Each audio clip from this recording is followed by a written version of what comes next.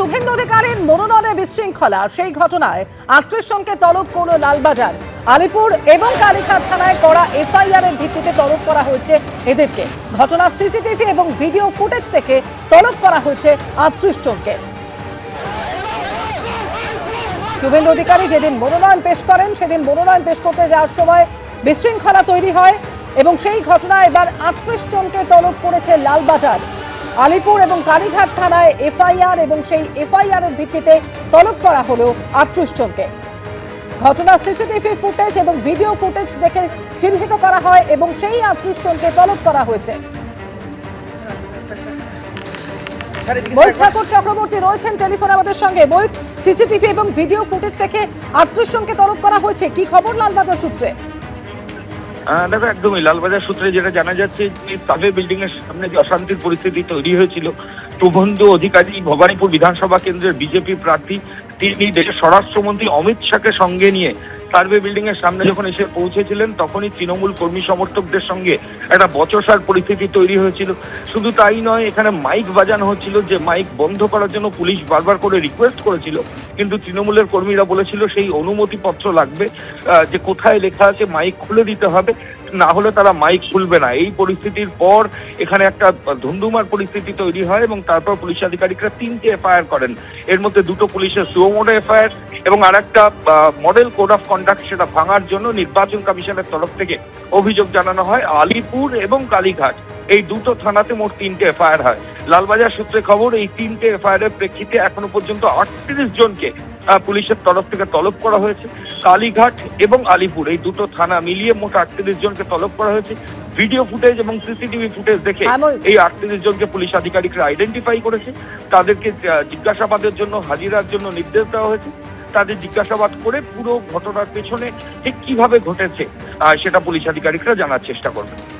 ধন্যবাদ ময়ূক। আর যেদিন শুভেন্দু অধিকারী মনোনয়ন পেশ করেন, সেদিন ঠিক কি ঘটেছিল, কিভাবে বিশৃঙ্খল অবস্থা তৈরি হয়েছিল, দেখাবো সেই ছবি।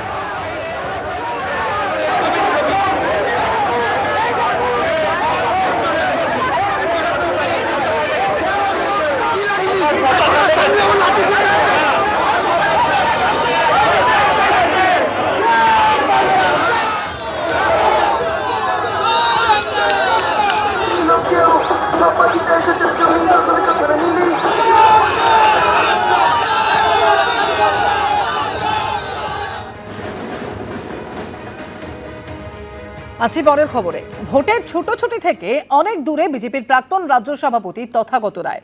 একসময় ভোট এলে ব্যস্ততার শেষ থাকতো না, এখন দূর থেকেই নজর রাখছেন দলের কাজকর্মে।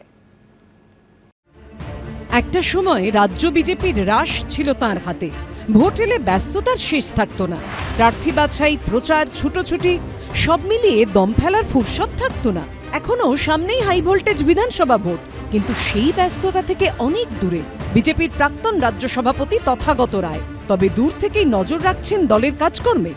26-এর নির্বাচনে আমি নিশ্চিত যে বিজেপি ক্ষমতায় আসবে এবং বিজেপি সেই লক্ষ্যে অবিরত কাজ করে যাচ্ছে, প্রাণপণ কাজ করে যাচ্ছে। বিজেপিতে 2021 সালে যে কিছু নোংরা ঢুকেছিল, সেই নোংরাগুলোকে তাড়িয়ে দেওয়া হয়েছে এবং সব কিছুর ফলে বিজেপি আজকে একটা নতুন রূপ পরিগ্রহ করেছে, যেটা আমার চোখে অত্যন্ত আকর্ষণীয় এবং অত্যন্ত বাঞ্ছনীয়।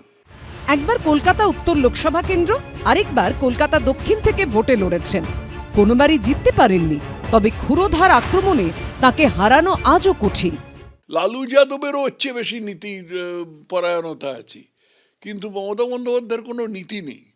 আজকে ডাইনে, কালকে বাঁয়ে, পরশু ওপরে, তারপরের দিন নিচে, যেটাতে শুধু ক্ষমতায় আসতে হবে। নিজের দলকেও ছেড়ে কথা বলেননি তথাগত রায়। 21-এর বিধানসভা ভোটের পর বিজেপি নেতাদের একাংশের সম্পর্কে তাঁর কামিনী কাঞ্চন মন্তব্য তোলপাড় ফেলে দিয়েছিল। যে দিলীপ ঘোষকে রাজ্য বিজেপির অন্যতম সফল সভাপতি বলে ধরা হয়, তাঁকেও তথাগত রায় দরাজ সার্টিফিকেট দিতে নারাজ। পশ্চিমবঙ্গে বিজেপির নেতৃত্বে আছেন, তাদের নিজেদের মধ্যে কোনো মৌলিক বিরোধ নেই এবং তারা সবাই কাঁধে হাতে হাত মিলিয়ে, কাঁধে কাঁধ মিলিয়ে লড়াই করছেন। তার মধ্যে প্রধানত 3 জন, শ্রমিক ভট্টাচার্য, শুভেন্দু অধিকারী এবং সেই সঙ্গে আছেন সুকান্ত মজুমদার। দিলীপ ঘোষকে আপনি দৌড়ে রাখতে রাজি নন? দিলীপ ঘোষকে তো ঠিক এর মধ্যে ফেলা যাচ্ছে না। প্রাক্তন রাজ্য সভাপতি বলেই যে কারুকে একটা খুব বিশাল জায়গায় রাখতে হবে, রাজনৈতিকভাবে বিশাল জায়গায় রাখতে হবে এমন তো নয়, তাকে সম্মান দিতে হবে এই অবধি। তথাগত রায়ের নিজের ভাই সৌগত রায় তৃণমূলের সাংসদ, যিনি তৃণমূলে এখন পুরোপুরি সক্রিয়, কিন্তু তার ফাঁকে ভাইয়ে ভাইয়ে কি কথা হয়? ভাই তো বাড়িতে, আমি তো কোনো ম্যাচিওর লোক, আমার যা বয়স হয়েছে আর সৌগতের যা বয়স হয়েছে তাতে তো এরকম ধরনের কিছু হওয়া উচিত নয়। রাজনৈতিক প্রশ্নে আমি এবং সৌগত, আমি কখনোই আপোষ করব না, সৌগত আশা করি করবে না, কিন্তু ব্যক্তিগত বা পারিবারিক ব্যাপার তো অন্য। রাজনৈতিক কথা হয় দুজনের মধ্যে?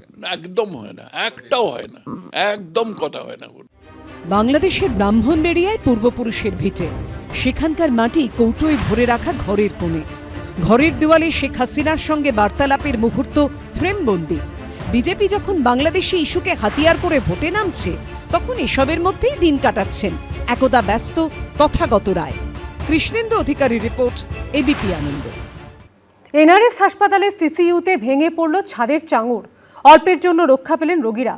দুর্ঘটনার পরই রোগীদের সরানো হয় অন্য জায়গায়। পূর্ত দফতর ক্ষতিগ্রস্ত ওয়ার্ডের মেরামতি শেষ না করা পর্যন্ত ওই সিসিইউতে রোগী ভর্তি করা হবে না বলে সিদ্ধান্ত নিয়েছে হাসপাতাল কর্তৃপক্ষ। প্রত্যন্ত এলাকার কোনো স্বাস্থ্যকেন্দ্র বা গ্রামীণ হাসপাতালের নয়, ভয়ঙ্কর এবং বিপজ্জনক এই ছবি খাস কলকাতার অন্যতম ব্যস্ত এনআরএস মেডিকেল কলেজ হাসপাতালের। শুক্রবার এখানকারই ইউএনবি বিল্ডিংয়ের 6 তলার ছাদ থেকে বড়সড় একটি চাঙড় ভেঙে পড়ে। অল্পের জন্য বড়সড় বিপদের হাত থেকে রক্ষা পান রোগীরা, তবে ভেঙে চুরমার হয়ে যায় সিসিইউ এর মেঝে।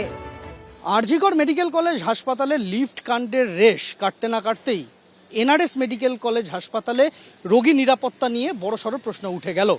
ঘটনাটি ঘটেছে এই হাসপাতালের ইউএনবি বিল্ডিংয়ের 6 তলায়। সেখানে ক্রিটিক্যাল কেয়ার ইউনিটে আচমকাই ছাদের চাঙড় ভেঙে পড়ে। ছাদের চাঙড় ভেঙে পড়ে ভেঙে যায় সিসিউর মেঝেও। এমনকি শুধু চাঙড় ভেঙে পড়া নয়, ছাদ বড়সড় ফাটল দেখা দিয়েছে। তার মধ্যে ছাদের যে পিলার রয়েছে সেই পিলারের থেকে দেওয়াল আলাদা হয়ে গিয়েছে। ভয়ের তো বিষয়, এখনো আছি এখানে আমরা, হয়তো যদি আমাদের গায়েও তো পড়তে পারে, এটা আতঙ্কেরই বিষয়। এটা ছাদের অবস্থাটা অতটা আমরা তো বলতে পারবো না, তাই একটু এদিক ওদিক চোটে মোটে আছে। এখানে তো হাজার হাজার মানুষ আছে, যদি কেউ থাকলে সেই জায়গাটাই মানুষ মারা যাবে, এটাই চিন্তার বিষয়। 20 মার্চ আরজিকর মেডিকেল কলেজ হাসপাতালে ছেলে চিকিৎসা করাতে এসে লিফটে পিষে মৃত্যু হয় দমদমের বাসিন্দা অরূপ বন্দ্যোপাধ্যায়ের। তার 3 দিনের মাথায় ওই একই হাসপাতালে চিকিৎসা করাতে এসে মৃত্যু হয় বিশরপাড়ার বাসিন্দা বিশ্বজিৎ সামন্ত। গুরুতর অসুস্থ অবস্থাতেও দূরের শৌচালয়ে যেতে গিয়ে মৃত্যু হয় বলে অভিযোগ। এর কয়েকদিনের মধ্যেই 27 মার্চ কেতুগ্রামের সীতাহাটি স্বাস্থ্যকেন্দ্রের কোয়ার্টারে ছাদের চাঙড় ভেঙে মৃত্যু হয় 4 মাসের শিশু কন্যার।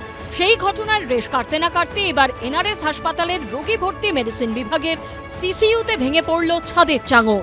ঘটনার পরেই ক্রিটিক্যাল কেয়ার ইউনিটে ভর্তি থাকা 12 জন রোগীকে সরিয়ে দেওয়া হয়, বন্ধ করে দেওয়া হয় ওই ওয়ার্ডটি। হাসপাতাল সূত্রে খবর, এদিনের ঘটনায় ক্রিটিক্যাল কেয়ার ইউনিটের নিচেই থাকা কার্ডিওলজি বিভাগের ছাদেরও ক্ষতি হয়েছে। ওয়ার্ড বন্ধ করে দেওয়া হয়েছে। ক্রিটিক্যাল কেয়ার ইউনিট ওই ঘর থেকে অন্যত্র স্থানান্তরিত করা হয়েছে। যতক্ষণ না পর্যন্ত মেরামতির কাজ শেষ হচ্ছে, ওই ক্রিটিক্যাল কেয়ার ইউনিট বা সিসিইউতে রোগী ভর্তি বন্ধ রাখা হবে বলে সিদ্ধান্ত নেওয়া হয়েছে। ভয়ানক ব্যাপার, কিন্তু পেশেন্ট যাকে কিছু হয় নাই, এটাই ভালো। এমনি যে চাঙড় ছেড়ে পড়েছে, রুগীকে শিফট করা হয়েছে। আমরা চাইছি যে আরও দ্রুত কাজ চালু হয়ে যাক। এনআরএস হাসপাতালের মেডিসিন বিভাগের সিসিইউতে ছাদের চাঙড় ভেঙে পড়ার ঘটনায় স্বাস্থ্য সচিব নারায়ণ স্বরূপ নিগম জানিয়েছেন, 1 এপ্রিল ফাটলটি নজরে আসার পরই পূর্ত দপ্তরকে বিষয়টি জানানো হয়। তারা প্রয়োজনীয় পদক্ষেপ করেছে। ফল সিলিং সরিয়ে ছাদ মেরামতির কাজ চলছে। এমনিতে ওই বিল্ডিং নিরাপদ। ইতিমধ্যে এনআরএস মেডিকেল কলেজে আরও একটি নতুন ভবন নির্মাণ করা হচ্ছে। ক্ষতিগ্রস্ত ওয়ার্ডগুলিকে স্থায়ীভাবে সেখানেই সরিয়ে দেওয়া হবে। কিন্তু কেন সরকারি হাসপাতালগুলিতে একই ধরনের ঘটনা বারবার ঘটবে? কেন হাসপাতালে চিকিৎসা করাতে এসে এভাবে আতঙ্কের প্রহর কাটাতে হবে? এর দায় কার? প্রশ্নগুলো উঠছে। সন্দীপ সরকারের রিপোর্ট, এবিপি আনন্দ, কলকাতা। এবিপি আনন্দ, এগিয়ে থাকে, এগিয়ে রাখে।